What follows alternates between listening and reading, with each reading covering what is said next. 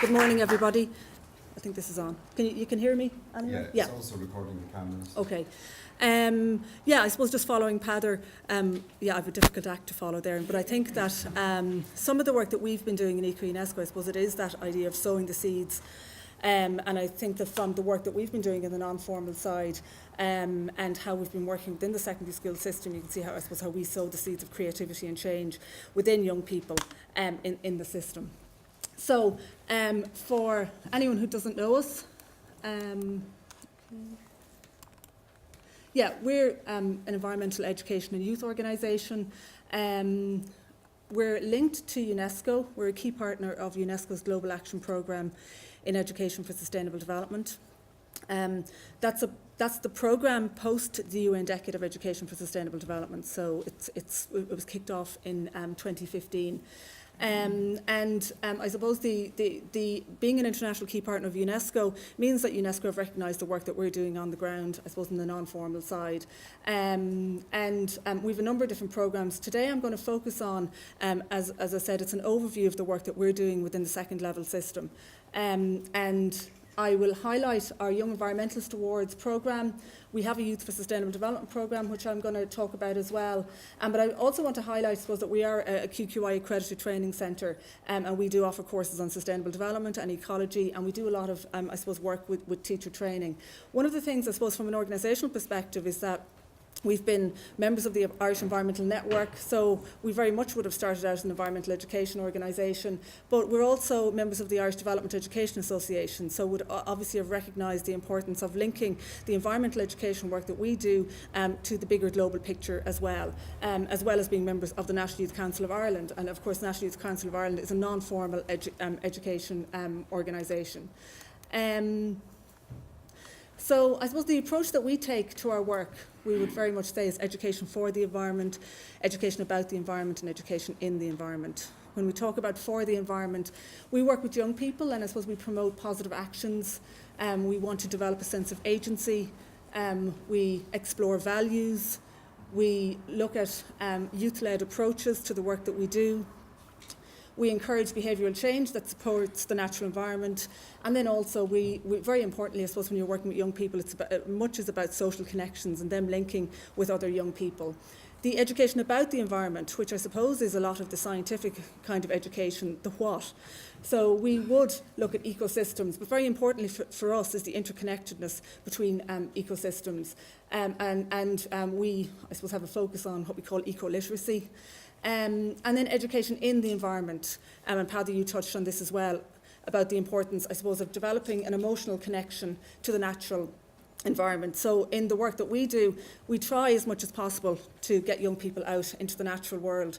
Now, we know that within the second level system, it's not as easy as just doing it like that, but I suppose we would see that it is really important to develop some sort of a sensitivity to the natural environment.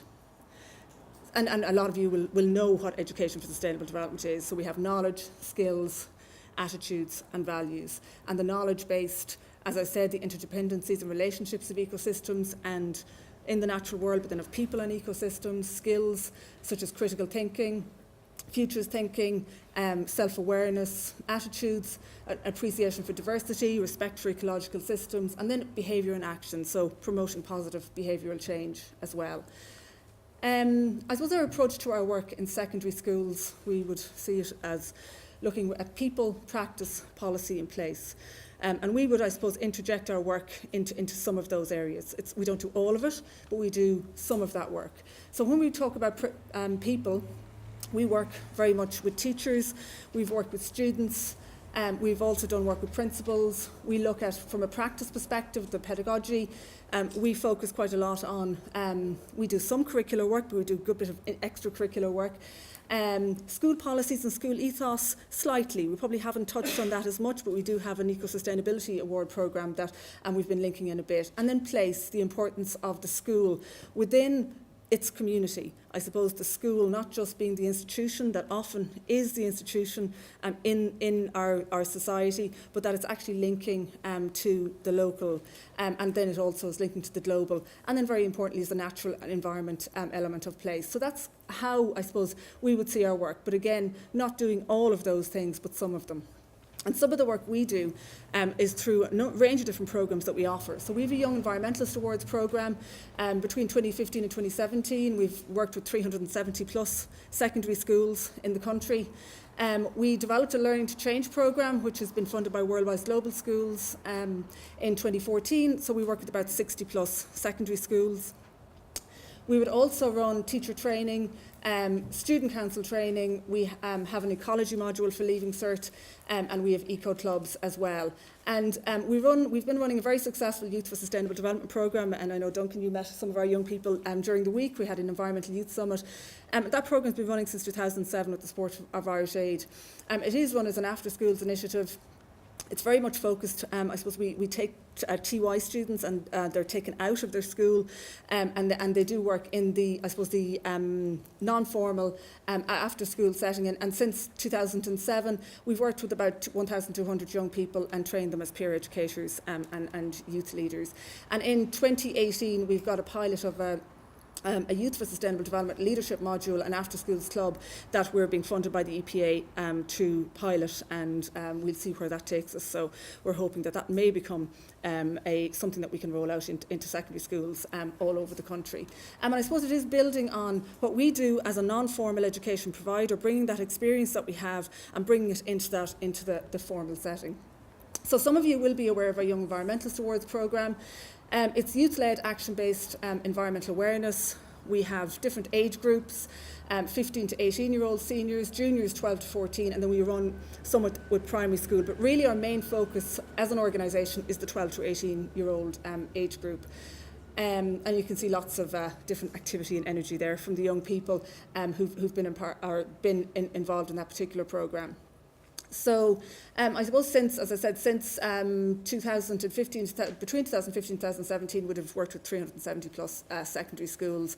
We have 850 plus projects registered as well. So, and that's done in a really wide range of project areas. We have a lot of biodiversity projects. We have eco-community development projects, we have waste projects, energy, we have different approaches. You might have an eco-art and design, so someone might be interested. So basically it's what they're interested in and what young people want to do, and they basically can select a category in any of these areas and do a project. And you'll see from, I suppose, the map here that we're basically in this is just 2017, and there's little blanks, but you'll see over the past few years, we've actually worked in every single county in Ireland as well. In 2017, we had 257 formal education schools. 189 of the projects were senior and 80 were junior. So that'll show you that probably a lot of the work that we're doing is, the transition year programme is a very popular place, but CSP is also very popular as well. So we link to the politics and society, to geography, science, SPHE and wellbeing. And it's very much a transition year or CSPE project as well, very much used for that.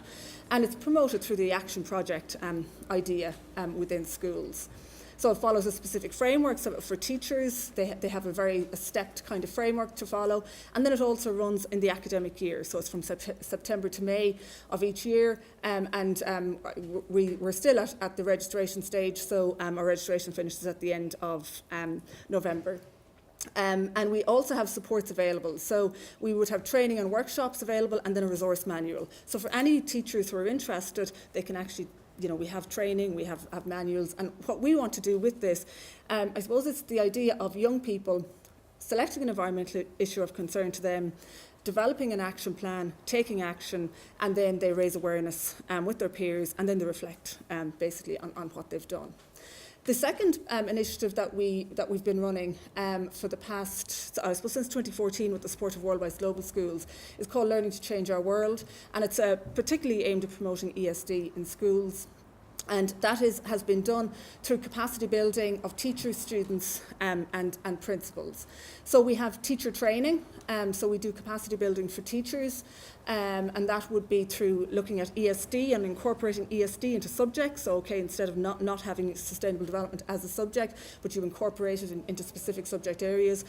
Building confidence in teachers, I suppose, in terms of using active learning methodologies, because often there's an issue and there's a problem with maybe teachers that don't feel very confident using active learning methodologies. We also do young person training, so we have workshops on sustainability, the Sustainable Development Goals and action project work. We've been looking at a whole schools approach as well, and then in 2018 we've got some new funding from World West Global Schools for student council training. So we're looking at youth leadership, peer education and action projects, and so we'll be working with the student councils. So the idea of being, it's not just teachers in classroom, it's also student councils, and then also importantly for us is the extracurricular side. So we'd like to try to promote the non-formal extracurricular kind of club activities as well. Okay, so with Learning to Change, I suppose since we started, we have 170 plus teachers trained. We've worked with 2,755 young people in 60 plus schools throughout the country as well. And that again runs from September to May.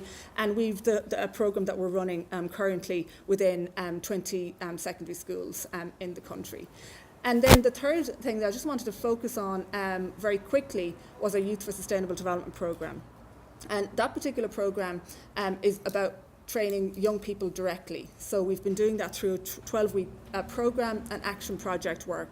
And this is the programme that we'll be running as a pilot in 2018. And we're going to see how that works, because we'd love to see that we could maybe offer something kind of similar. It's that bringing again that non-formal empowerment approach to working with young people and bringing that non-formal approach into the formal setting.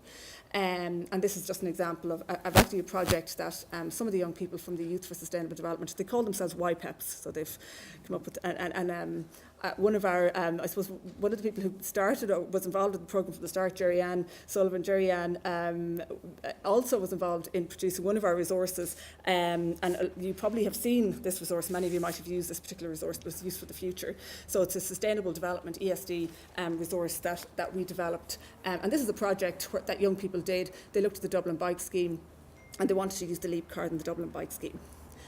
And then we have a number of education resources. So for teachers, we develop resources. We try to help you to work and incorporate sustainability and incorporate education for sustainable development into your work. And we are looking at producing a sustainability toolkit in 2018 as well. So that's, I suppose, the future of the work is very much what I'd said. We're continuing with our Young Environmentalist Awards, developing that Youth for Sustainable Development programme module, continuing with that teacher training, and then also, I suppose, creating opportunities for young people to develop their own leadership skills as well. And that's just some of what people say. This is a teacher. The active experiential learning is the way to go. And thanks so much for delivering very informative. So I suppose very much teachers and young people. Thank you. Sorry.